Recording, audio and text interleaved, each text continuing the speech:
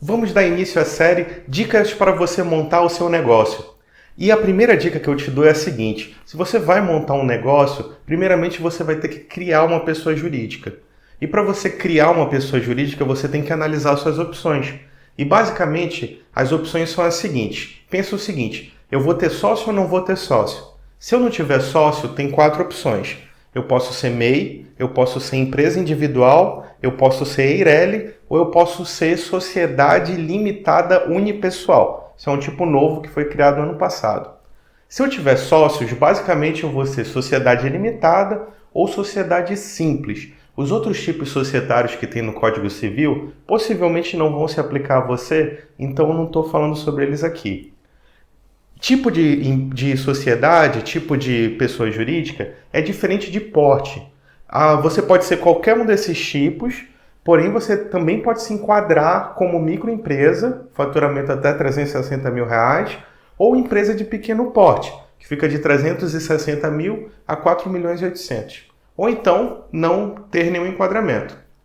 E isso daí também é diferente de regime tributário. Então você pode ser todos esses tipos de empresa, ter o porte específico, e você também pode ser simples nacional, ou você pode ser lucro presumido, ou lucro real. Isso daí é regime de recolhimento tributário. Bem, então agora vamos falar um pouquinho sobre os tipos de pessoa jurídica que você pode montar para analisar melhor as opções que você tem. Vamos começar pelo tipo menos complexo, que é o MEI, o microempreendedor individual. O que acontece? O Brasil ele é um país conhecido por ser um país meio burocrático para montar empresa, certo? Então, tinham muitos empreendedores pequenos que ficavam na informalidade porque é difícil para a pessoa ter uma estrutura de contabilidade, uma estrutura maior e mais cara para que ele possa se regularizar. Então, o governo brasileiro criou a figura do MEI, o microempreendedor individual. Ele chegou para aquelas situações, aquelas pessoas, trabalhadores, que faturam até R$6.750. A gente está falando aqui de fevereiro de 2020. Caso você veja esse vídeo depois, pode ser que isso mude. Que só tenha um funcionário. Se a pessoa também não tiver outras empresas, se não for startup, e também se a atividade dela tiver contemplada naquele rol de atividades do MEI, que eu vou até colocar o link aqui abaixo para você consultar, caso queira. Então você pode ser microempreendedor individual. Isso vem com uma série de benefícios. Eu acho que um benefício bem legal é o fato de você só pagar por mês, independente se você faturar ou R$500 ou então 6.750, você vai pagar um valor fixo, que representa esse valor fixo. É a somatória, se você for serviço, é a somatória de 5% do que seria o salário mínimo, mais R$5 de ISS. Então, você vai pagar aí uns R$56, mais ou menos, no salário mínimo de hoje. Então, é uma maravilha. E você também é segurado da Previdência Social. Você está dispensado de uma escrituração contábil mais formal. Basicamente você faz assim um encontro de contas, tipo entrada, saída e saldo no final do mês, então é bem simples tudo. Você consegue te registrar um MEI através do portal do empreendedor, eu vou colocar o link também aqui abaixo, sai no mesmo dia teu CNPJ, é super fácil. Se você se enquadra nessa situação, cara, não perde tempo com as outras opções. Essa daqui é a opção que possivelmente vai ser melhor para você. Bem, a tua segunda opção é ser um empresário individual. E o que é um empresário individual? É aquele que exerce atividade de empresa no nome próprio. Então, aqui o patrimônio da empresa se confunde com o patrimônio dele. E eu acho que essa que é uma das grandes questões de ser empresa individual. Por isso até que foi criada a EIRELI, que é a empresa individual de responsabilidade limitada, que vai ser nossa terceira opção, a gente vai já ver. E por isso que criaram agora, no final do ano passado, a Sociedade Limitada Unipessoal, que é um outro regime. Tá? Vamos aqui. A empresa individual, você não precisa ter um capital social mínimo, como a EIRELI. mas você responde com seu patrimônio pessoal por dívidas da sociedade. Isso significa dizer o quê? Em português simples. Significa dizer que se porventura a sociedade ela tiver uma dívida e você não conseguir pagar essa dívida com a sociedade, um carro seu, pessoa física, pode eventualmente ser penhorado por uma dívida da sociedade. Tá? E o que significa penhora? A pessoa ela vai te demandar na justiça, vai entrar com um processo contra você, e aí, se você não conseguir pagar com a empresa, você vai ter os seus bens pessoais à disposição da justiça. Isso daí pode ser nada bom. Já a Eireli é tua terceira opção, ou seja, é uma empresa individual de responsabilidade limitada. Se lembra agora há pouco que quando eu falei da empresa individual, você responde com o seu patrimônio pessoal, pessoa física, por dívidas da tua empresa? Pois é, na Eireli isso não acontece. Por isso que a Eireli foi criada, porque você já deve estar imaginando o seguinte, o brasileiro como é criativo, ele pegava ali um parente emprestado, um tio, um sobrinho, um vizinho, para montar uma sociedade limitada, para ele ter um sócio, né? Isso é um sócio laranja, digamos assim, só para ele poder, dentro da sociedade, não responder com o patrimônio pessoal dele. Foi por isso que foi criada a Eireli. Só que a Eireli ela tem um problema. Para você ser Eireli, o seu capital social ele tem que ser, no mínimo, 100 vezes o salário mínimo. Agora, a vantagem seria essa, que você não responde com o seu patrimônio pessoal por dívidas da empresa. E isso aí é uma questão bem bacana. A forma de constituição, de criação, constituição, palavra complicada, né? Forma de criação dela também através de requerimento de empresário individual que você registra na junta comercial do seu estado. Então, basicamente, essas são as características da empresa individual de responsabilidade limitada. A sua quarta opção, e nem por isso é a opção pior, na verdade, em muitos dos casos vai ser a tua melhor opção, é a sociedade limitada unipessoal. A sociedade é meio esquisito falar em sociedade e você não falar em sócios, né? Porque a sociedade limitada unipessoal é quando só tem uma pessoa na empresa, quando eu não vou ter sócios. E isso é meio estranho falar, porque sociedade já pressupõe, digamos assim, a existência de sócios. Mas tudo bem.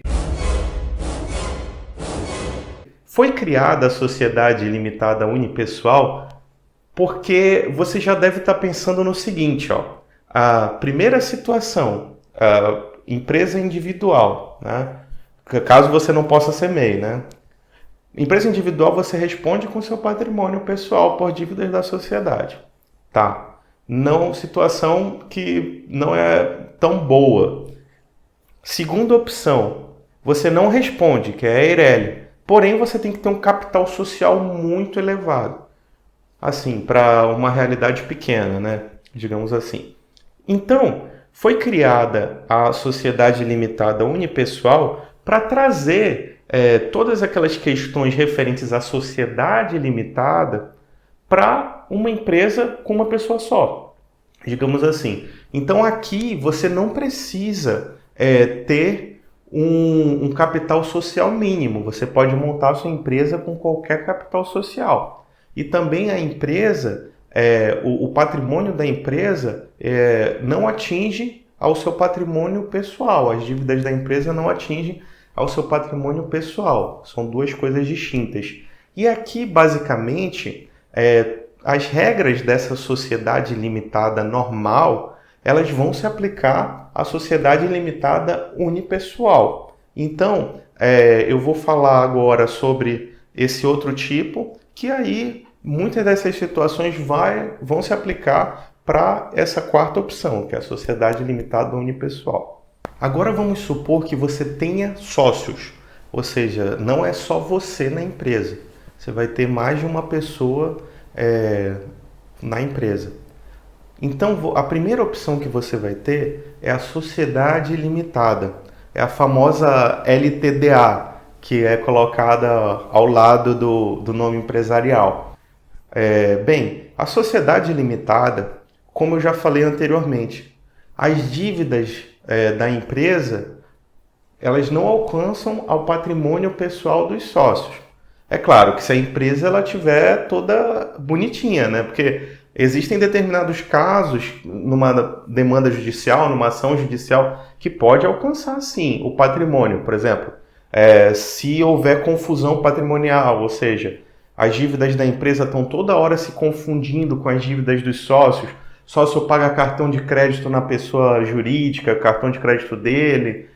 Isso é um caso de desconsideração da pessoa jurídica, e aí a justiça ela pode ir até o patrimônio pessoal dos sócios com uma dívida da empresa, né? Existem outros casos também, fraude, existem outros casos de desconsideração. Mas se tiver tudo bonitinho na sua empresa, tudo regular, dívidas da empresa não podem alcançar o patrimônio pessoal dos sócios. Isso é a grande característica da sociedade limitada.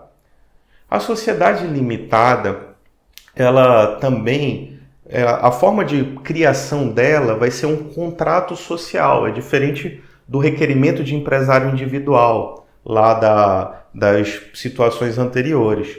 O contrato social, ele é como se fosse um contrato mesmo, não sei se vocês já viram.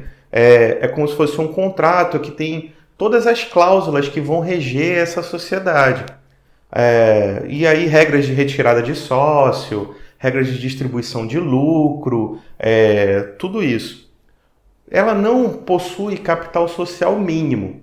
E esse capital social, ele é subdividido em cotas. E esse capital ele pode ser composto tanto por dinheiro quanto por bens. E eu posso distribuir as cotas da maneira que eu quiser entre os sócios, entendeu?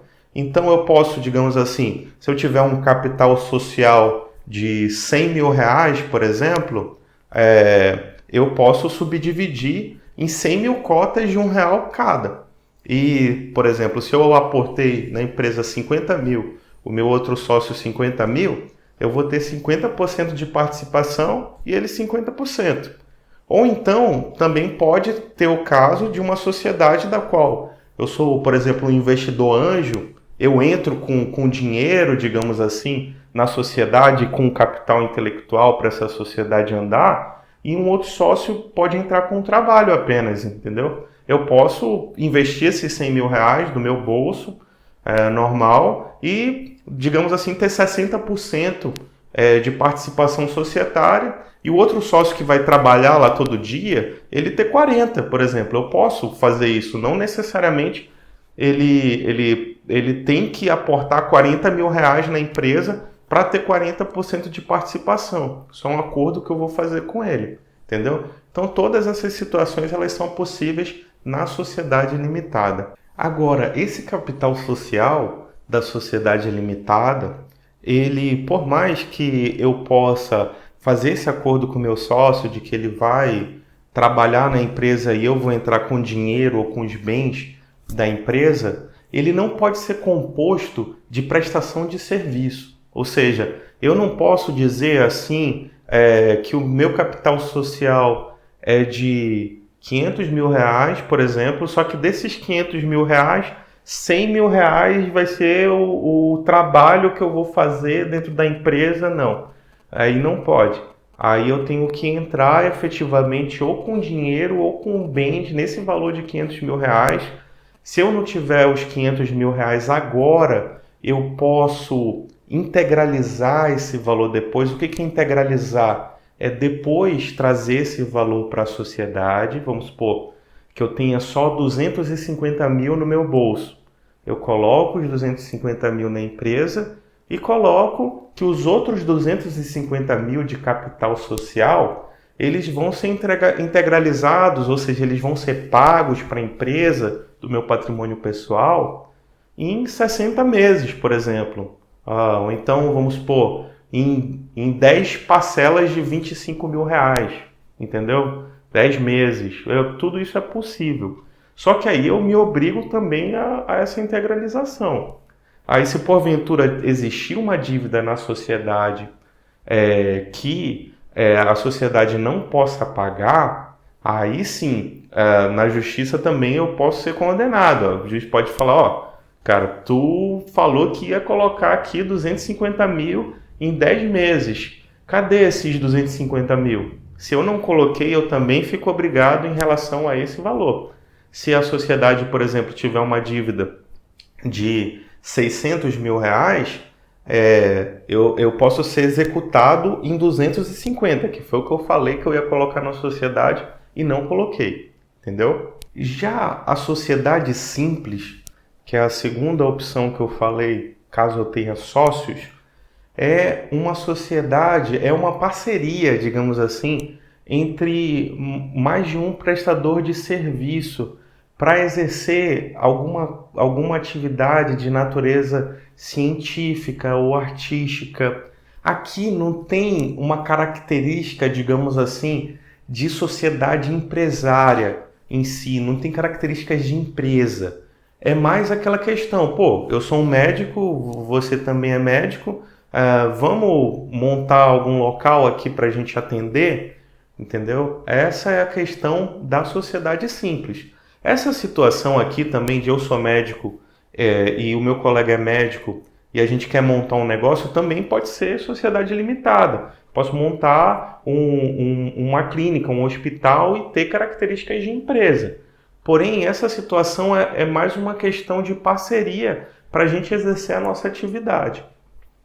A sociedade simples, justamente por ela não ter natureza de sociedade empresária, a criação dela já não é feita na junta comercial do teu estado. Ela é feita no cartório de registro de pessoas jurídicas. Às vezes tem algum nome diferente a variar para cada estado. E a sociedade simples, ela pode ter uma vantagem. Alguns municípios, eles têm uma questão relativa ao ISS. Para a sociedade simples, você paga um ISS anual, que é um valor fixo. Aí depende de cada município qual é esse valor. Geralmente é o valor de tantas unidades, tantas UFMs que falam, né? Que é a unidade de moeda do município. Então, você tem que ver no seu município se existe essa questão, porque aí você pode ter uma economia de imposto bem interessante.